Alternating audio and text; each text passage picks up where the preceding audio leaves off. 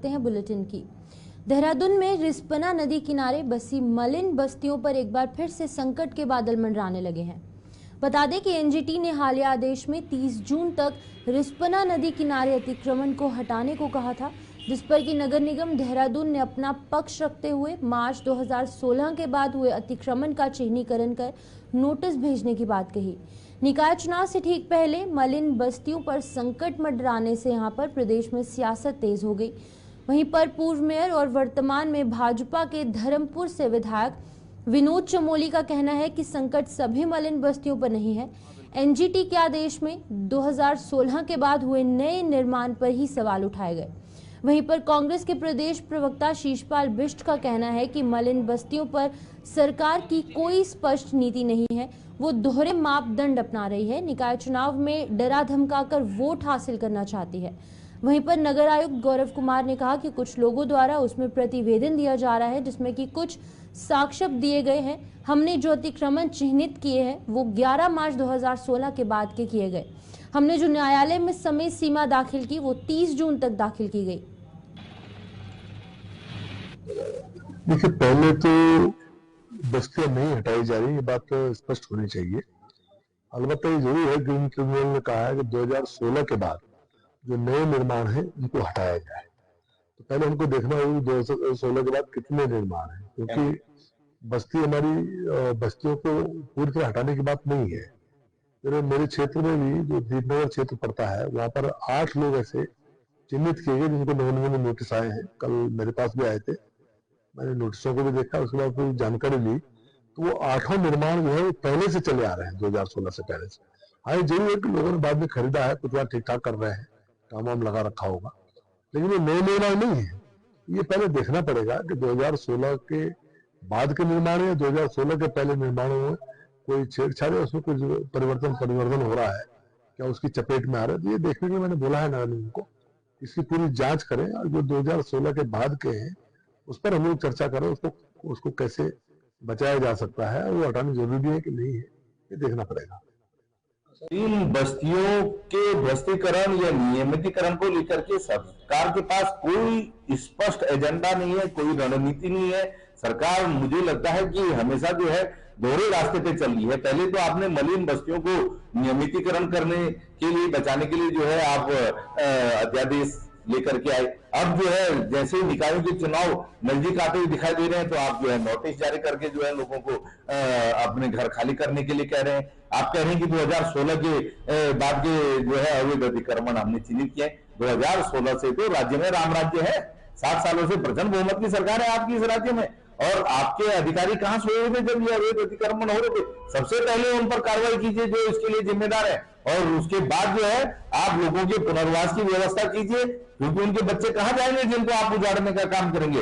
ये बहुत गंभीर मामला है और सरकार को अपनी नीति स्पष्ट करनी चाहिए कि वो अवैध जो मलिन बस्तियां आप जिनको बता रहे हैं उनको नियमितीकरण आप करना चाहते हैं या उनको उजाड़ना चाहते हैं।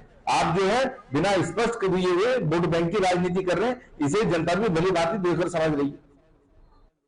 देखिए, अभी हमारे द्वारा जो माननीय न्यायालय में दाखिल किया गया है, हमने उसमें 11 मार्च 2016 के बाद के अतिक्रमण चिन्हित किए हैं। वो लिस्ट स्टेट की तरफ से भी वहाँ पर सबमिट की गई है, जो लिस्ट हमने इसमें की थी और हमारी जो वेबसाइट पर भी उपलब्ध है। हमने जो न्यायालय में समय सीमा दाखिल की है वो 30 जून तक की दाखिल की है, जिस पर न्यायालय ने हमको निर्देशित किया है कि 30 जून तक इसकी कंप्लायंस अवश्य है।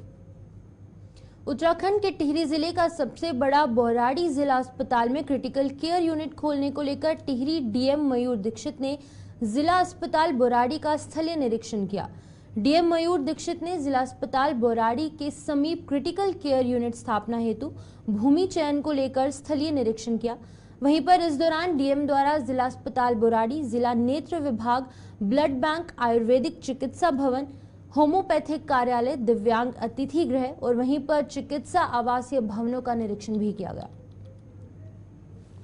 जिला अस्पताल में अब काफ़ी हमारे ओपीडी की जो संख्या वो काफ़ी अच्छी हो गई है और यहाँ पर डॉक्टर्स की अवेलेबिलिटी भी बढ़ गई है, तो उस क्रम में सुविधाओं को भी और विस्तार दिया जाना है, जिसमें एक हमको क्रिटिकल केयर यूनिट यहाँ पर निर्माण किया जाना है। उसके लिए भूमि का चयन किया गया है और सीएमओ साहब को बताया गया उसका आगे प्रक्रिया शुरू करें।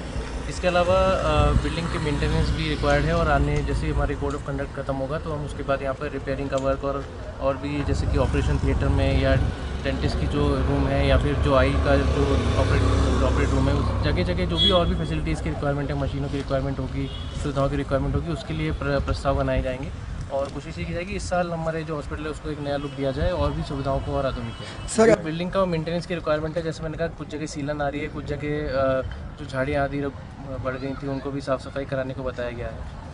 सर 4 रोड पर जितने भी हमारे हेल्थ फैसिलिटीज़ हैं, CHC हैं और हमारा जिला अस्पताल भी है और चंबा में भी है, नरेंद्र नगर में है, सभी जगह तैनाती की गई है डॉक्टर्स की। एम्बुलेंसेज भी हमारे रूट पर रहेंगे और जो केदारनाथ हाईवे पे हमारे जो देवप्रयाग कीर्तिनगर में है वो भी हमारे अलर्ट में है। इमरजेंसी की कोई भी सिचुएशन आएगी तो उनके सभी के कंट्रोल रूम में नंबर्स हमारे हैं और एम्बुलेंसेज को भी अलर्ट पर रखा गया।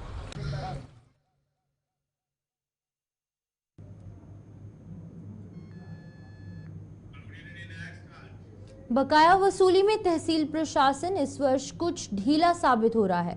तहसील प्रशासन 12 करोड़ 70 लाख में से मात्र 3 करोड़ 48 लाख की वसूली कर पाया, जो कि कुल रकम का केवल 27% है।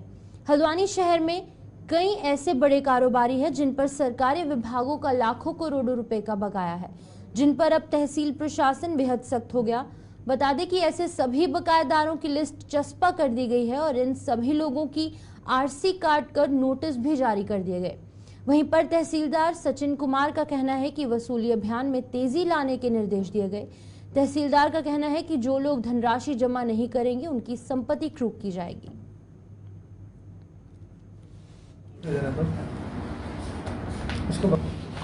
अभी इस वित्तीय वर्ष में हम लोगों को लगभग 12.5 करोड़ रुपए की डिमांड प्राप्त हुई है, जिसके सापेक्ष हम लोग 3 करोड़ 48 लाख रुपए अभी तक आज की तिथि तक वसूल कर चुके हैं।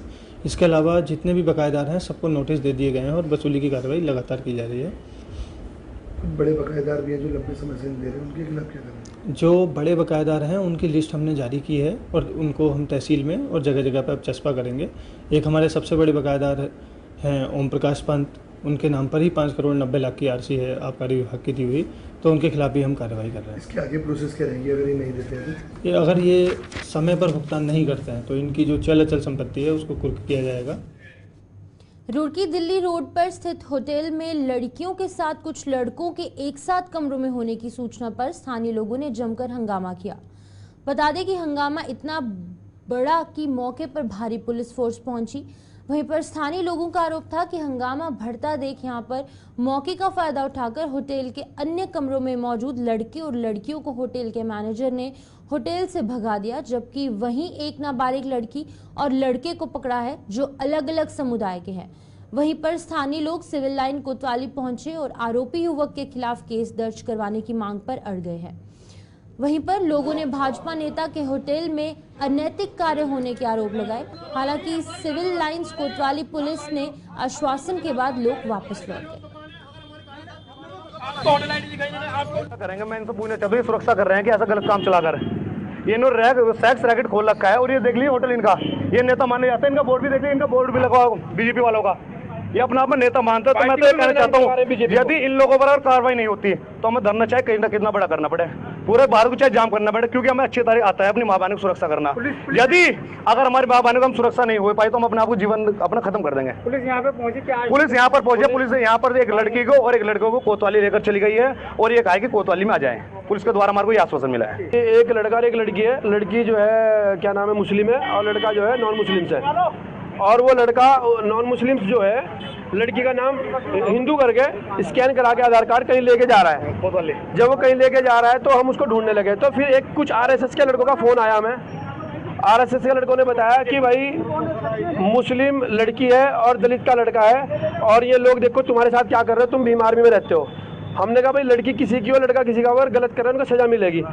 तो पता चला कि उन्हीं RSS वालों ने उन्हें गाड़ी दे रखी थी और उन्हीं RSS वालों ने होटल प्रोवाइड कराया और उन्होंने हमें फ़ोन करके बताया, जिसमें दोनों लड़कियां लड़के हमने मौके से बरामद कर लिए। और पुलिस लगभग 2 घंटे से कंटिन्यू होटल मालिक से पूछ रही थी भाई कोई है क्या, इन्होंने छुपा के रखा। फिर 2 लड़की यहाँ से भगा दी और एक लड़की छत पर से हमने लगभग 3 घंटे बरामद की है। नागल की नाबालिग लड़की है और आर्यन नाम का कोई होटल है वहाँ, उसमें लड़की नाबालिग लड़की को सबसे पहली बात तो होटल वाले ने नाबालिग लड़की को रूम कैसे दे दिया। पुलिस अगर यही चीज़ नहीं रोकने की, इस तरह तो सभी होटल वालों के हौसले ही बुलंद हो जाएंगे। कोई भी लड़की नाबालिग होगी वो रूम दे देगा, जो नहीं होना चाहिए वो हो जाएगा उस लड़की के साथ। सबसे हाँ, क्या लड़की मुसलमान है, लड़का हिंदू है, समुदाय की है, समुदाय की है। तो क्या अब यह है, लड़की का मामा आए, अभी लड़की का मामा ने कि हम इस मामले में मुकदमा करा रहे हैं, लड़की नाबालिग। गंगोत्री नेशनल हाईवे पर गंगनानी, जो कि यात्रियों के लिए गंगोत्री धाम पहुंचने के लिए मुख्य पड़ाव है, इस स्थान पर गर्म पानी का मुख्य स्रोत भी है। इस स्रोत को स्थानीय लोग और बाहर से आए श्रद्धालु पूजते हैं और इसमें स्नान भी करते हैं। उत्तरकाशी पुलिस द्वारा वन के ट्रैक बनाने के कारण गंगनानी में श्रद्धालुओं को रुकने में परेशानी हो रही है, जिससे कि स्थानीय व्यवसायियों के कारोबार बुरी तरीके से प्रभावित हो रहा है। प्रशासन के इस फैसले के विरोध में स्थानीय दुकानदारों और होटल सहित अन्य व्यापारिक प्रतिष्ठान बंद रखे गए। वहीं पर स्थानीय व्यवसायियों के अनुसार कई वर्ष से सभी श्रद्धालु हर वर्ष गंगनानी गर्म पानी के स्रोत में स्नान करते थे, लेकिन श्रद्धालुओं के यहां आने से उनका रोजगार भी चलता था। अगर ऐसे ही प्रशासन अपनी मनमानी करते रहेगा तो इसका अंजाम प्रशासन को भुगतना होगा। हमारे गंगोत्री में जो हमारे देश विदेश के जो श्रद्धालु है, जो हमारे यात्री लोग हैं, मैं सबसे पहले उनका बहुत बहुत अपने गंगोत्री धाम में बहुत बहुत स्वागत करती हूँ। और मैंने अभी उप जिला अधिकारी से बात हुई कि जो हमारे दुकानदार है, हमारे होटल व्यवसायी लोग हैं, क्योंकि उन जगह उन्होंने क्या किया कि वहाँ पे गाड़ी उन्होंने रोक दी। और वहाँ पे अब निवेदन करना चाहती हूँ कि जहाँ जहाँ हमारे पॉइंट है, चाहे हमारे भटवाड़ी पॉइंट हो, चाहे हमारी चढ़ेती पॉइंट हो, चाहे हमारे गंगनानी पॉइंट हो, चाहे हमारे सुक्की पॉइंट, झाला, धराली, क्योंकि इन पॉइंटों पे अगर आप गाड़ी, जितनी गाड़ियों की क्षमता है वहाँ पे गाड़ी रोके, ताकि जो हमारे व्यवसायी लोग हैं उनके होटल भी चले और जो हमारे यात्री हैं उनको खाने की, सोने की, रहने की सुविधा मिले। और ताकि क्योंकि हमारे जो लोग हैं, हमारे जो यहाँ गंगोत्री धाम के जो हमारे व्यवसाय लोग हैं, क्योंकि इनका साल भर का रोजगार, रोजी रोटी है, और क्योंकि इनको भी इनका जो रोजी रोटी का नुकसान भी ना हो, जो हमारे आने वाली जो हमारी यात्रा। खबरों का सिलसिला यूं ही जारी रहेगा, लेकिन यहाँ पर रुकते हैं एक छोटे से ब्रेक के लिए।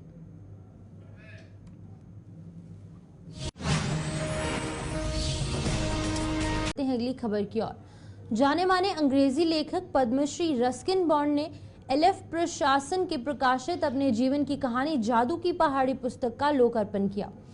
बता दें कि रस्किन बॉन्ड देश के ऐसे अंग्रेजी लेखक हैं जो कि सबसे अधिक पढ़े जाते हैं और सबके पसंदीदा भी हैं, और उम्र के अंतिम पड़ाव में भी पाठकों के लिए लिख रहे हैं। उन्होंने अपने जीवन के 90 वर्ष पूरे कर लिए हैं और एक लेखक के रूप में अपने अनुभवों और वहीं पर जीवन में घटित घटनाओं को लेकर पुस्तकों में स्थान दिया और उन्हें लिखने के लिए प्रेरित किया। वहीं पर मसूरी के पहाड़ों, एकांत परी तिब्बा और घर की खिड़की से देखे जाने वाली फेरी हिल के लिए उनके कार्य को प्रभावित किया। रस्किन बॉन्ड कई बेस्ट सेलिंग उपन्यासों और लघु कहानियों, निबंधों और कविताओं के संग्रह के लेखक हैं। उन्हें कई पुरस्कारों से सम्मानित किया गया, जिनमें जॉन लेविन राइस पुरस्कार, साहित्य अकादमी पुरस्कार सहित भारत सरकार द्वारा पद्मश्री, पद्म भूषण सम्मान से भी सम्मानित किया गया।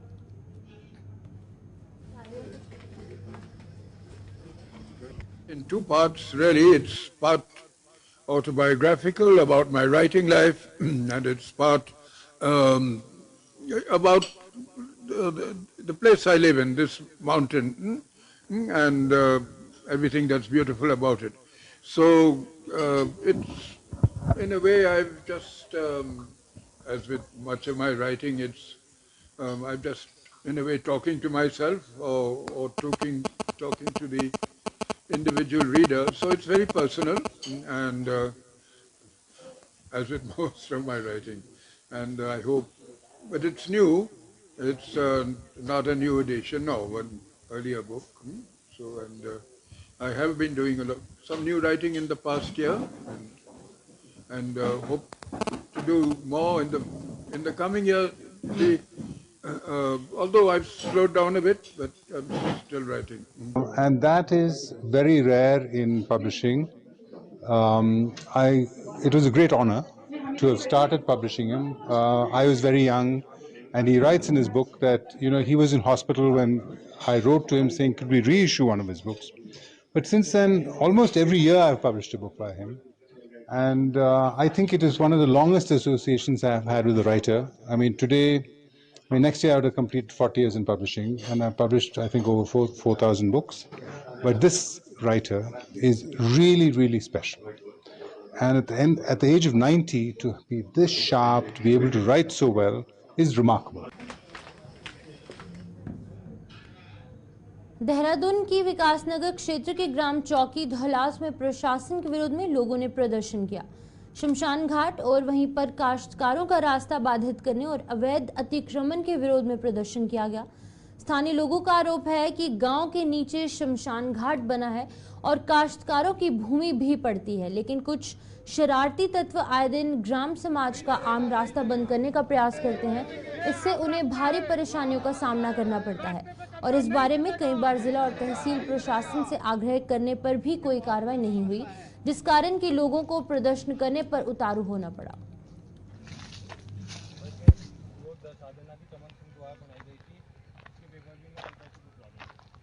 मामला पूरा ये मामला सर इसलिए है कि ये जो रास्ता है, ये रास्ता हमारे आम रास्ता है।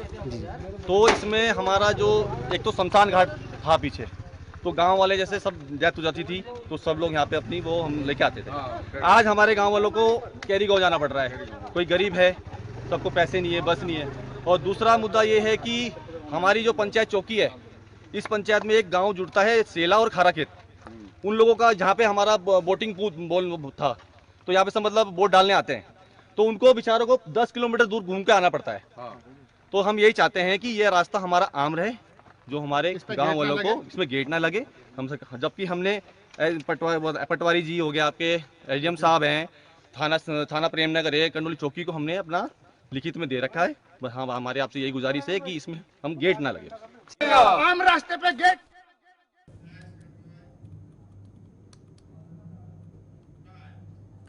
उत्तराखंड मसूरी के एक निजी स्कूल में दिन दिहाड़े एक लेपर्ड के घूमने से क्षेत्र में हड़कंप मच गया। ये लेपर्ड के घूमने की सूचना मिलने के बाद मौके पर पहुंची वन विभाग की टीम ने लेपर्ड को अपने कमरे में कैद कर लिया, लेकिन इस दौरान लेपर्ड घने जंगलों में चला गया। वन विभाग की टीम द्वारा लेपर्ड को पकड़ने का प्रयास किया जा रहा है। वहीं पर वन विभाग की टीम इस क्षेत्र में लगातार गश्त कर रही है और लोगों को सावधानी बरतने की सलाह दी गई है।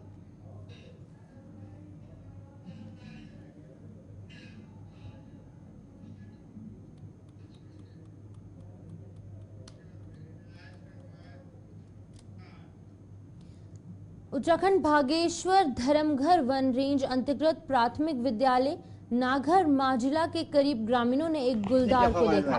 ग्रामीणों ने शोर मचाकर गुलदार को भगाने का प्रयास किया, परंतु गुलदार अपनी जगह से नहीं हिला। वहीं पर गुलदार घायल अवस्था में अचेत अवस्था में पड़ा है तथा पहाड़ी से गिरकर चोटिल हुआ है। ग्रामीणों की सूचना पर वन विभाग की टीम घटनास्थल पर पहुंचकर घायल गुलदार को रेस्क्यू कर बागेश्वर वन रेंज कार्यालय पहुंचाया गया। गढ़वाल टिहरी के देवप्रयाग में राष्ट्रीय राजमार्ग पर धौलीधार के पास दो ट्रक की आमने सामने टक्कर हो गई और इस हादसे में दोनों ट्रक के चालक और एक सह चालक घायल हो गए। इस घटना की सूचना मिलने पर चौकी बछेली खाल की पुलिस मौके पर पहुंची और कड़ी मशक्कत के बाद घायल दोनों चालकों को ट्रक से बाहर निकाला गया और तीनों को तत्काल देवप्रयाग बागी अस्पताल पहुंचाया गया। बता दें कि दोनों ट्रकों को जेसीबी के माध्यम से मार्ग से हटाकर यातायात को सुचारू किया गया।